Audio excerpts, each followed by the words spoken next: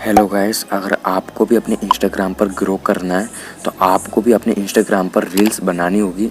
Instagram पर अगर आप रील्स बनाओगे तो आप बहुत जल्दी इंस्टाग्राम पर ग्रो कर पाओगे, क्योंकि इंस्टाग्राम पर रील्स का बहुत ही ज़्यादा क्रेज़ है और इंस्टाग्राम रील्स को ज़्यादा प्रमोट करता है बाकी अदर थिंग्स से। यानी स्टोरी को भी इतना प्रमोट नहीं करता, ना ही पोस्ट को प्रमोट करता है, उससे ज़्यादा रील्स को प्रमोट करता है। जैसे यूट्यूब शॉर्ट को प्रमोट करता है, उसी तरीके से इंस्टाग्राम रील्स को सबसे ज़्यादा प्रमोट करता है। तो इंस्टाग्राम पर रील्स कैसे बनाना है उसके बारे में मैं आज के इस वीडियो में बताने वाला हूँ।